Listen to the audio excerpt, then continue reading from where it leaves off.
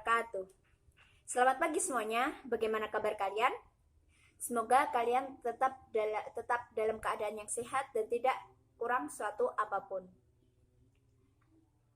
Di musim pandemi ini, kita pasti merasa stres ya, merasa lelah, stres karena banyak tugas yang menumpuk.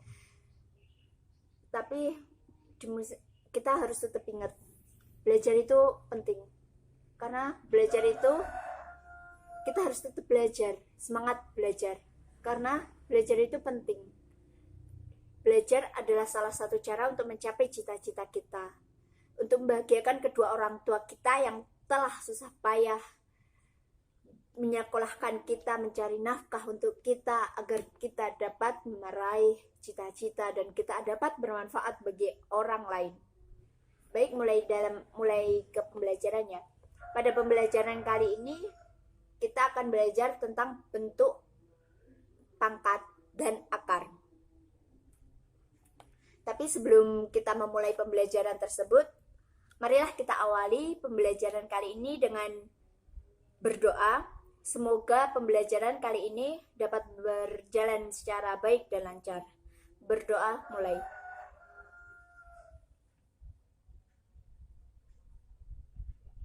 Berdoa selesai. Untuk absensi kali ini di Google Classroom saja ya, dengan format nama dan nomor absen kalian. Lalu untuk sebelum ke pembelajaran intinya, kalian harus tahu prasyarat untuk mempelajari materi ini ataupun materi-materi yang harus kalian kuasai sebelum kalian mempelajari bentuk, pangkat, dan akar adalah penjumlahan, pengurangan, pembagian, dan perkalian bilangan real. Kalian pasti semuanya sudah bisa. Kalian pasti sudah menguasai itu semua. Seperti 2 tambah 2, 2 kali 3, kalian sudah bisa kan? Oleh karena dengan kalian menguasai itu, kalian akan semakin mudah dalam pembelajaran kali ini. Setelah mengetahui prasyarat materi kali ini, kita harus mengetahui juga tujuan pembelajaran ini dicapai. Tujuan pembelajaran dari materi ini. Tujuan pembelajarannya yaitu yang pertama, mengubah bentuk pangkat negatif. Siswa kalian itu harus dapat mengubah bentuk pangkat negatif ke bentuk pangkat positif ataupun sebaliknya. Yang kedua yaitu mengubah bentuk akar ke bentuk pangkat ataupun sebaliknya. Yang ketiga dan yang terakhir yaitu menyederhanakan bentuk aljabar yang memuat pangkat rasional. Setelah itu kompetensi dasar materi ini yaitu yang pertama, menggunakan aturan pangkat dan aturan akar. Yang kedua, yaitu melakukan manipulasi aljabar dalam perhitungan yang melibatkan pangkat dan akar. Selanjutnya, indikator pencapaian. Kalian itu dikatakan berhasil menguasai materi ini apabila kalian telah dapat atau telah bisa mencapai tujuan-tujuan pembelajaran. Yang pertama yaitu kalian dapat mengubah bentuk pangkat negatif ke pangkat positif ataupun sebaliknya. Yang kedua yaitu menyederhanakan bentuk aljabar yang memuat pangkat rasional. Yang ketiga yaitu mengubah bentuk akar ke bentuk pangkat dan sebaliknya. Selanjutnya kita masuk ke materi. Sebelumnya, adakah dari kalian yang tahu apa itu bentuk pangkat dan akar? Bagaimana sih bentuk pangkat dan bentuk akar? Lalu bagaimana kita menjumlahkan kedua bilangan yang masing-masing bilangan tersebut memiliki pangkat? Kita akan bahas pertanyaan tersebut dalam materi kali ini. Materi pangkat, bentuk pangkat bulat positif seperti ini, yaitu jika ini A elemen dari bilangan real dan N ini lebih dari 1, maka dikatakan sebagai perkalian A sebanyak N kali. A ini disebut bilangan pokok dan N adalah disebut pangkat ataupun eksponen. Paham kan? Terus lanjut ke sifat-sifat eksponen atau sifat-sifat perpangkatan. Yang pertama, ini sifat-sifatnya. Yang pertama yaitu A pangkat M dikalikan A pangkat N itu sama dengan A pangkat M plus N. Contohnya yaitu apabila kita memiliki A pangkat 3 dikalikan dengan A pangkat 5, maka sama dengan A pangkat 3 ditambah 5 sama dengan A pangkat 8. Sifat yang kedua yaitu A pangkat M dibagi dengan A pangkat N, maka sama dengan A pangkat M dikurangi N. Contohnya, apabila kita memiliki A dengan pangkat 5 dibagi dengan A pangkat 2 sama dengan A pangkat 5 dikurangi 2 sama dengan A pangkat 3. Paham? Sifat yang ketiga yaitu apabila kita memiliki A pangkat M dan bilangan tersebut, A pangkat M tersebut dipangkatkan kembali dengan N, maka sama dengan A pangkat M dikalikan dengan N. Sifat selanjutnya yaitu apabila A kalikan B, kemudian kedua bilangan tersebut dipangkatkan dengan M, maka sama dengan A pangkat M dikalikan dengan B pangkat N.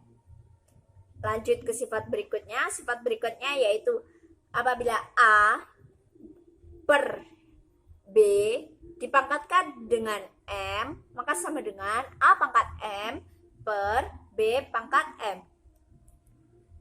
Selanjutnya kita ke pangkat bulat negatif dan pangkat bulat kita ke pangkat bulat. Setelah kita mengetahui pangkat bulat positif yang tadi, kita lanjut ke pangkat bulat negatif dan rasional. Pangkat bulat negatif seperti apabila kita